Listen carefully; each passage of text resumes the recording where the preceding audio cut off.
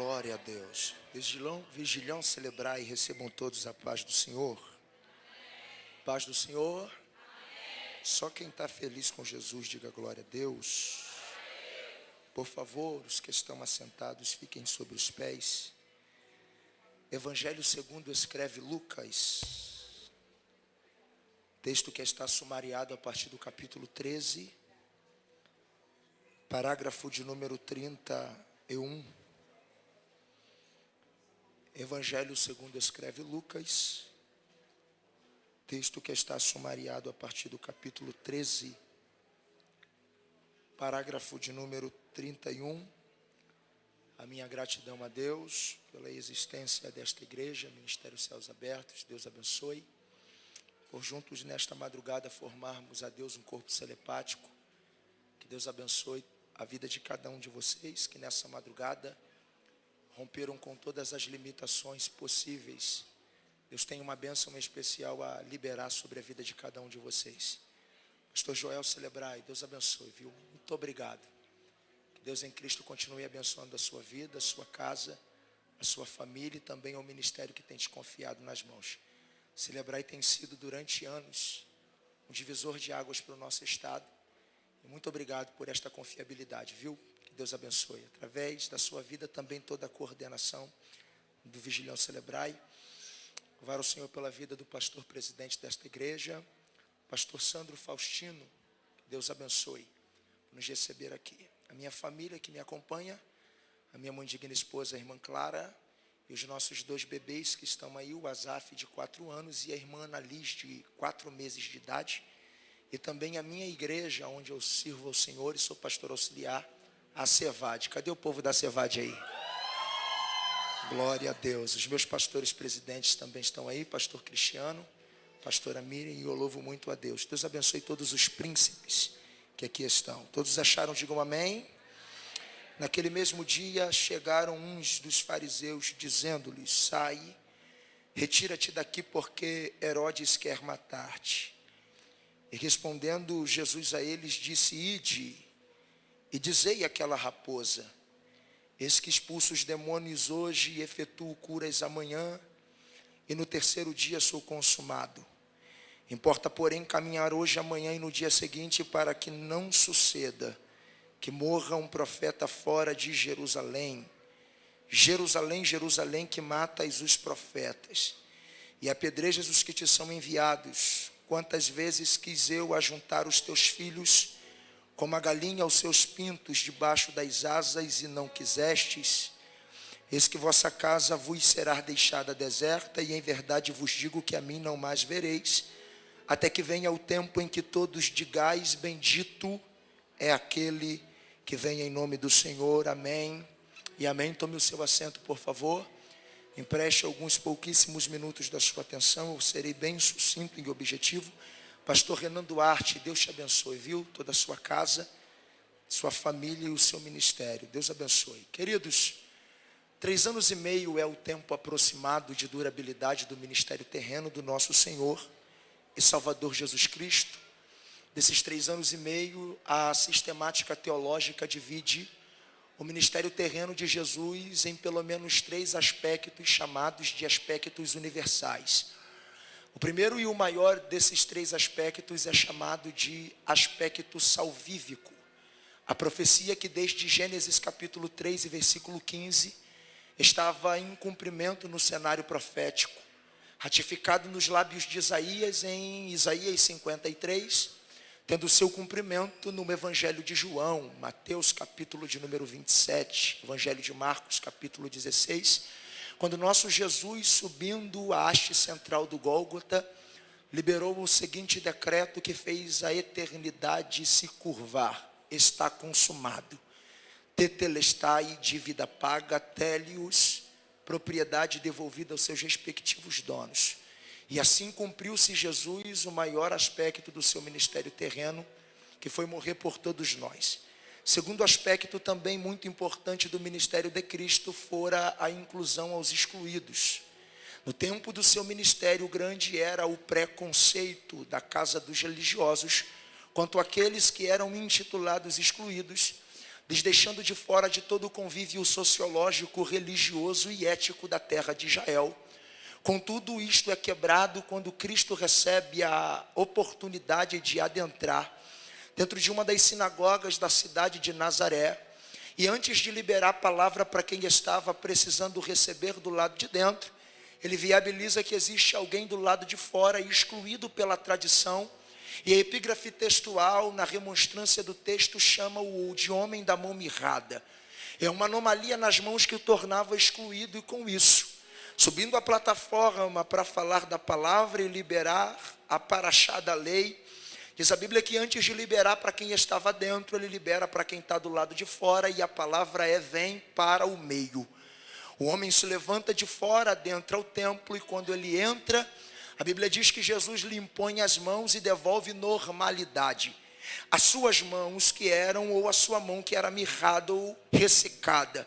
O que me intriga é que Jesus poderia ter curado e efetuado o milagre do lado de fora, porque Jesus tem poder para isso, sim ou não? E por que Jesus chama para dentro? Porque este é um valor do reino. Antes de fazer o milagre, ele inclui primeiro, para depois liberar o que alguém necessita. Primeiro ele tira de fora, chama para dentro, e assim cumpre os seus milagres. Se isso não é suficiente para cumprir o aspecto de inclusão da casa ou do grupo dos discípulos, dos 12 que andavam com Jesus e aprendia dos seus ensinamentos, quem mais meritocracia para ser discípulo tinha era Judas, e é quem pior erra. E quem menos merecia estar no meio em sua biografia didática é Simão. Uma vez que estando dentro de um ponto negativo, é o que vai receber a autoridade da promessa de presidir a igreja primitiva. Porque no legado de inclusão ao reino não conta meritocracia, intelecto e aparência. Ele confunde a lógica humana, escolhendo as coisas loucas deste mundo. Por isso o que é excluído para a terra, aqui na presença de Jesus tem jeito. Se você conhece alguém sentenciado à morte, excluído, pré-sentenciado a não romper, traz para os céus abertos, traz para o vigilhão da Celebrai, porque aqui Jesus cura, salva, liberta, e o seu sangue transforma o caráter.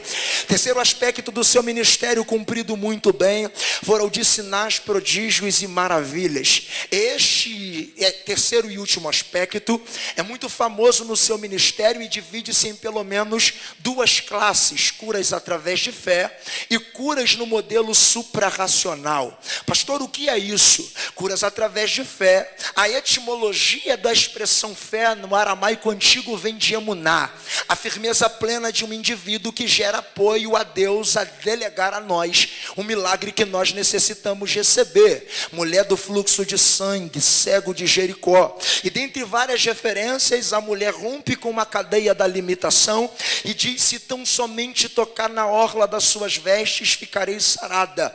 Pastor Felipe, ela toca, Jesus para e diz: quem me tocou? E os discípulos dizem: a multidão te aperta. E tu pergunta: quem tocou? A expressão apertar vincula-se a resvalar ou toque sem sensibilidade.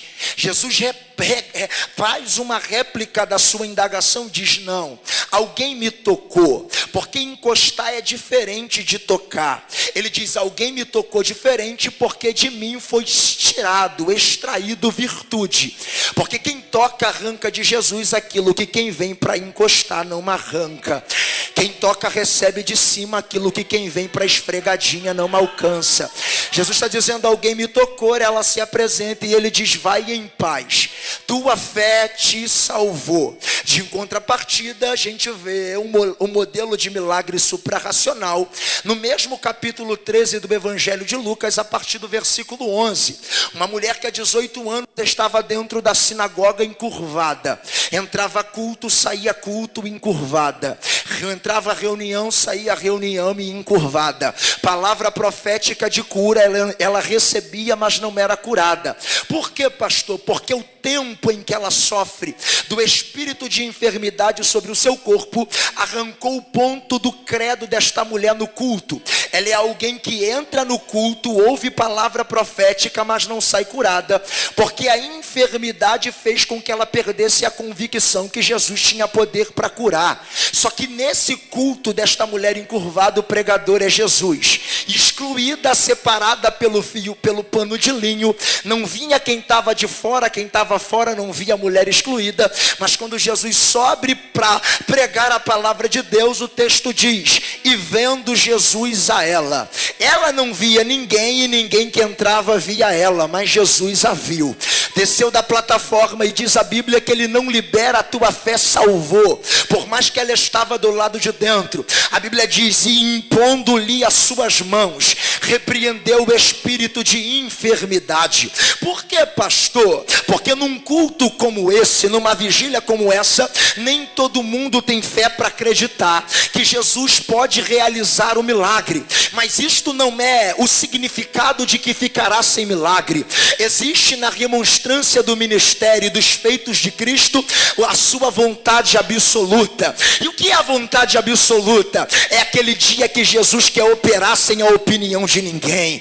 É aquele dia que Jesus cura o câncer sem precisar do laudo médico. É o dia que Jesus levanta alguém que a morte queria tragar.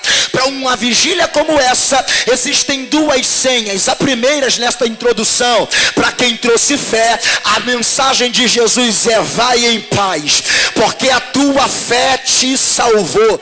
Pastor, e se eu não crer? Também não sai sem milagre, porque se em oposição a quem trouxe fé, quem não acredita também receberá. Por quê? Porque aonde não existe fé para crer, a mão do oleiro desce para mexer no vaso, desce para tocar.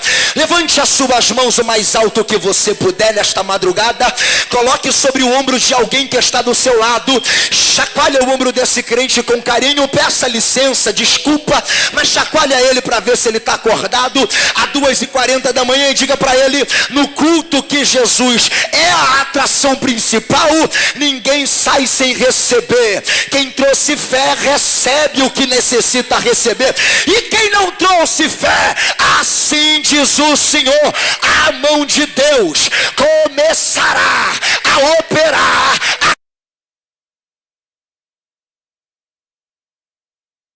Se prepare, porque a sua entrada foi travada, mas a mão de Jesus já começou a operar no ministério céus abertos, e assim diz o Senhor: toda ferramenta preparada contra ti não prosperará.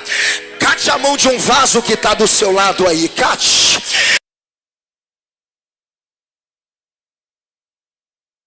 Não tem demônio, não tem pombagira, não tem Zé Pilintra, não tem palavra ao contrário, não há maldição hereditária. Para quem trouxe fé, já está liberado sinais. E outra, este é o melhor culto para se receber milagre extraordinário. E por quê? Enquanto tem gente arriando despacho para matar, Jesus está dizendo: a minha mão restaura, a minha mão levanta, a minha mão, meu Deus, Jesus já liberou. Ouça-me.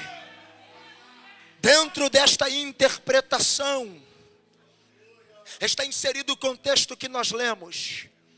Esse contexto é pós-morte do maior profeta nascido de mulher, João, a saber, primo de Jesus. Pastor Renan, a Bíblia diz que Jesus atravessa para as partes desérticas para viver o seu luto, mas uma multidão lhe aguarda. Ele indaga os discípulos o que tem, e ele diz: nós não temos nada, e se tivermos 200 dinheiro não daria para comprar nada. De repente o reino faz a providência acontecer. Um moço com 5 pães e 2 peixes se apresenta. Jesus multiplica, divide em classe de 50 e 100, coloca sentado. Jesus dá os pães partidos, ou parte os pães, e entrega nas mãos dos discípulos e manda-os servir. Quando os discípulos servem, quem recebia do pão conclamava dizendo: esse homem que faz milagres, que abençoa a nossa vida, este que tinha que ser o nosso rei. Jesus nunca disse, e não há nenhum relato no seu ministério terreno, de que ele veio para reinar sobre Israel, ainda que o seu governo fosse um governo extraterrestre ou um governo celestial. Este governo não é um governo de região. Segundo a Bíblia Sagrada, a essência do governo de Cristo está inserido no Salmo 24, versículo 1. Do Senhor é a terra e a sua plenitude, e todos os que nela habitam. Se isso não é suficiente, no célebre texto da ascensão, no mesmo Salmo de número 24, diz a Bíblia que os anjos que acompanham Cristo na subida conclamam aos anjos que estão na porta: levantai, ó portas, ó vossas cabeças, levantai, ó entradas eternas, e entrará o Rei da Glória.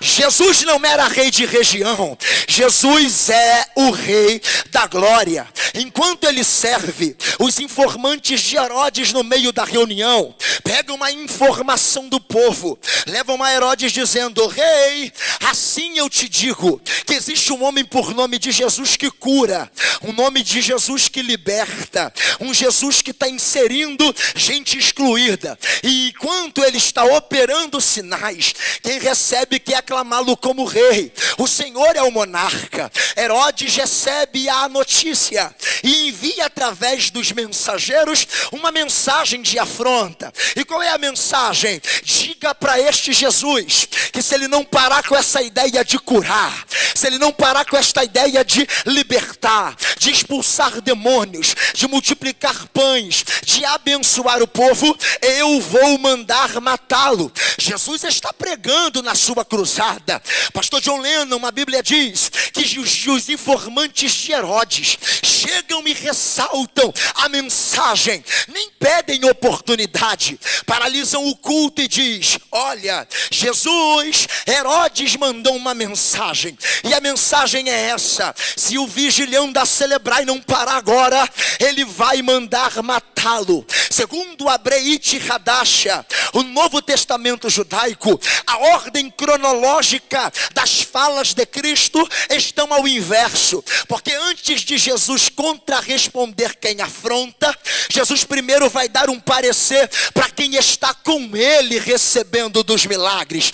Antes de responder Herodes, Jesus olha para o povo e diz no verso 33: importa porém que eu caminhe hoje e amanhã, para que ninguém mais morra, para que ninguém mais pare, para que ninguém mais regresse fora de Jerusalém. Quando ele dá essa resposta, quem está com ele entende que ele está fazendo uma obra que não pode ser impedida. E por que não, pastor? Segundo a ordem dos fatos, só quem pode paralisar uma obra foi quem começou ela. E quem está diante desta obra no efetuar não é empregado, não é serviçal. Quem está operando é o dono da obra. E quando o dono da obra opera, não tem como paralisá-la. Quando Jesus acalma o coração do povo, diz a Bíblia que ele responde Herodes dizendo: vai lá e diga para esta raposa que se ele não, oh glória a Deus, que a obra não vai parar. Eis que eu vou ficar expulsando demônios aqui hoje. Se voltar amanhã, eu efetuo curas amanhã. E se ele quer ver a obra parada, só depois do terceiro dia. Era Jesus dizendo: a afronta veio para neutralizar. Só neutraliza quem não é dono da obra. Mas enquanto o dono da obra estiver operando no ministério Céus Abertos, toda palavra de afronta é obrigada a cair por terra. Eu vou repetir: enquanto o dono da obra estiver operando na ministério Céus Abertos, toda palavra de afronta é obrigada a cair por terra. E por que, pastor? Porque como dono da obra, ele não precisa de permissão para operar. Como dono da obra, ele cura quem quer, levanta quando quer, restaura onde quiser. Diga para aquela raposa que se ele está pensando que a igreja vai parar, eu estou no meio da igreja hoje. Eu opero na vigília, eu restauro na vigília, eu levanto na vigília, eu curo na vigília, expulso demônios na vigília. Qual é a palavra, pastor? É essa. Enquanto nós estamos nesta vigília, o dono da obra está dizendo: eu estou fazendo a obra. Pegue na mão de alguém, pegue na mão de alguém, me dá um pouco mais de retorno, por favor. Pegue na mão de alguém, chacoalhe a mão desse crente aí, chacoalhe a mão desse vaso aí e diga para ele: enquanto Jesus estiver na obra, não tem nada que pare. Enquanto Jesus estiver na vigília, não tem nada que apague o fogo. É Jesus dizendo: pode bater tambor, pode arriar despacho, pode liberar demônios, pode fazer o que quiser. Quem está operando no vigilhão da Celebrai, manda no céu, manda na terra, manda no mar, ministérios céus abertos. Assim diz o Senhor, aquele que em nós começou a boa obra é fiel, é fiel, é fiel, é fiel. Quem recebe?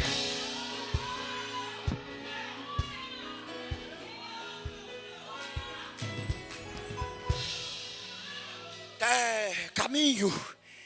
Diga para aquela raposa: Herodes está ameaçando de morte, por quê? Porque ele é covarde. Vou repetir: Herodes está ameaçando a distância porque ele é covarde. Pela lei dos monarcas tinha que ser declarado guerra. Mas ele entendeu que obra que não é dele não dá para parar. Então ele entende: já que não dá para parar, eu envio afronta para bagunçar a obra que está dando certo.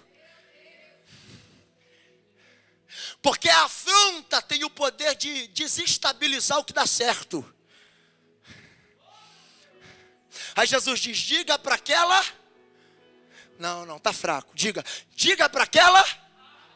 Herodes é o que em Israel, gente? Herodes é o que em Israel? Rei. E por que Jesus não trata ele como rei? Porque Jesus está nos ensinando uma senha nessa noite. E qual é? É que a afronta só vale o valor que a gente dá para ela. Eu vou de novo. Por que Jesus não trata Herodes como rei, mas chama de raposa? É Jesus dizendo: é que vocês dão crédito demais para quem não tem valor nenhum. Tem gente deixando de viver porque alguém fala, porque alguém fez, porque alguém deixou de fazer. Deus está dizendo: o que para vocês é rei, para mim não faça de afronta barata. Pegue na mão de um vaso, remantérias.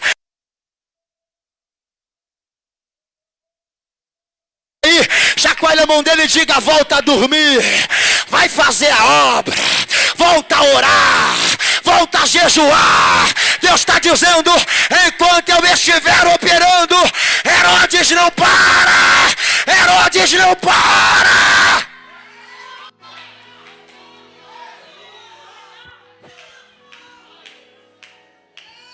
Pastor, e agora? Jesus diz: diga para a raposa. Não é fala literal. Jesus está comparando Herodes à raposa porque a raposa tem dois aspectos no Oriente. A primeira, quando pequeno.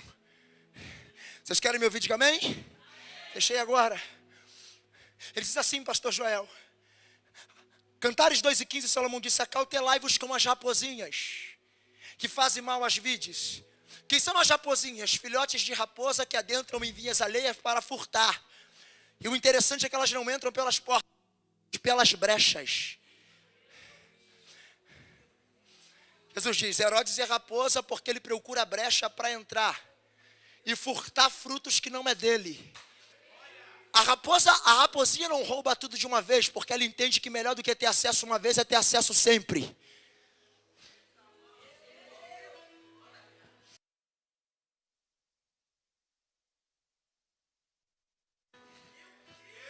No outro dia eu volto, tiro a comunhão e saio. Está apostatado.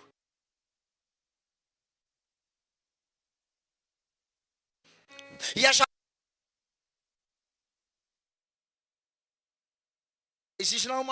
já não atacava mais vinhas. Subias em árvores para escalar dentro do ninho. É atacar o ninho para causar bagunça. Por que ela não ataca no ninho? Porque se ela sabe que se contra-atacar o contra-ataque aqui é mais forte. Se alguém tentar tocar no pastor Sandro, você vai deixar, irmão? Então Herodes entendeu, se eu for, eu perco a guerra pela quantidade de gente que tem no mesmo ambiente. Já que eu não posso parar, eu vou atacar para fazer bagunça. Por quê, pastor? Porque bagunçando o ninho quebra a unidade. Quem orava junto não ora mais. Quem jejuava bagunça.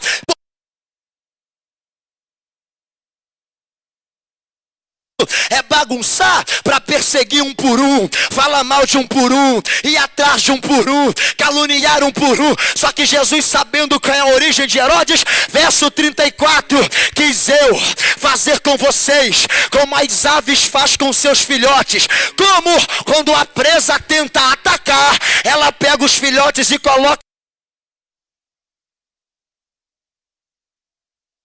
união geral ordinária no ninho, porque ele entendeu que se o diabo atacasse, a bagunça aconteceria. Só que como a obra é de Deus, Deus diz, o padrão aqui é santidade e não tem bagunça. Já que a obra é minha, não tem nhenhenhê, não tem quais. E o que faz? Antes da ameaça bater na porta, eu reúno vocês, coloco debaixo das minhas asas. Para quê? Para aquecer e proteger. É o conceito chamado em hebraico de torro vavorro. Aonde está? Em duas vezes na Bíblia. Gênesis 1 verso 2. A terra era sem forma, vazia, havia trevas sobre a face do abismo e o Espírito de Deus pairava. Qual é o contexto, pastor? Terra misturada, solo escuro com solo claro, água salgada com água doce, as trevas saindo e dizendo, eu vou dominar o que perdeu forma, eu vou tomar conta do que se afastou, eu vou matar o que não está na igreja. E o Espírito dizendo, está sem forma, mas tem dono. Enquanto eu passear aqui, o diabo não toca. Enquanto eu operar aqui, o diabo não entra. Enquanto eu cruzar dessa casa, o diabo não pega. Aonde está a segunda, pastor? Salmo 91. Aquele que habita no esconderijo do Altíssimo, a sombra do Onipotente descansará. Direi do Senhor, Ele é meu Deus, meu refúgio, minha fortaleza, e nele confiarei, porque Ele me livrará do laço do passarinheiro e da peste perniciosa, e Ele me cobrirá com as suas penas, e debaixo das suas asas estarás seguro. É Jesus dizendo, sai da frente, Satanás. O vigilão da Celebrai não para, não para, não para, não para. Levante a mão, levante. Levante a mão, levante. Melhor o retorno para mim, fecho agora, levante. Remantereva cheia. Comanara Xandaraia. Coloque sobre o ombro de um vaso, por favor, e diga, enquanto nós estamos nessa vigília, todos os projetos do diabo já acabaram de cair por terra.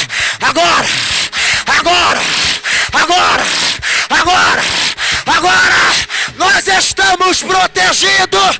Deus!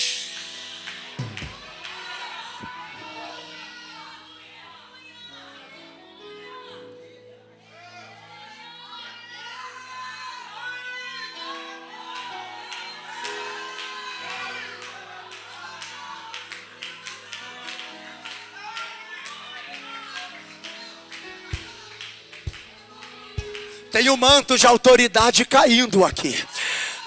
Pegue na mão de um vaso ligado, pega.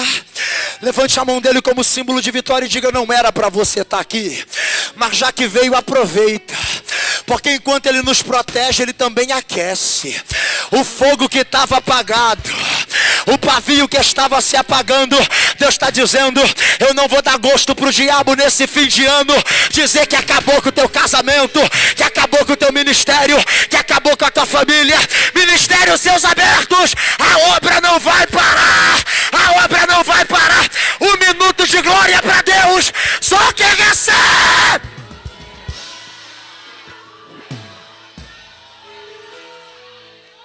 Cheguei.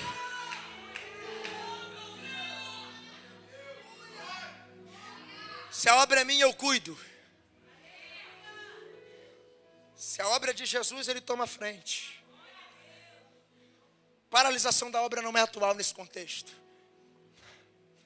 Desde o governo humano, alguém tentou paralisar o que Deus estava fazendo.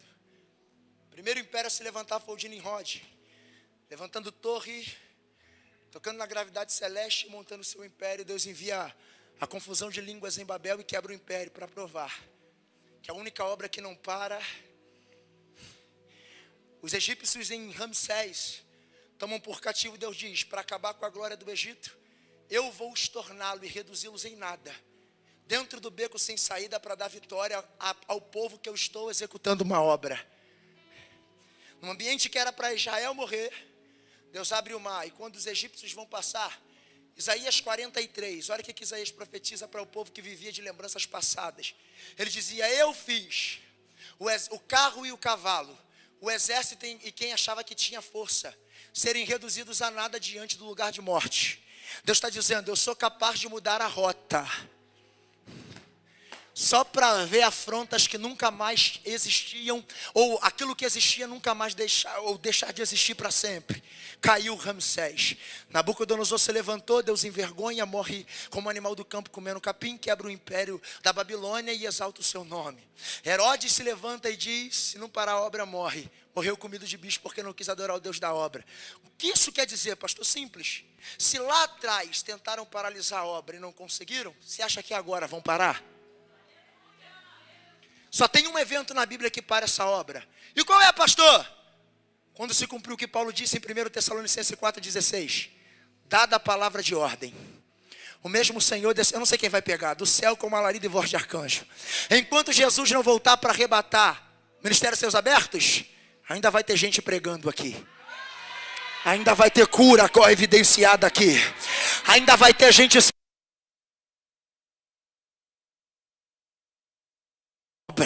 é fiel para terminar. Se você recebe essa palavra, aplauda o nome do Senhor Jesus.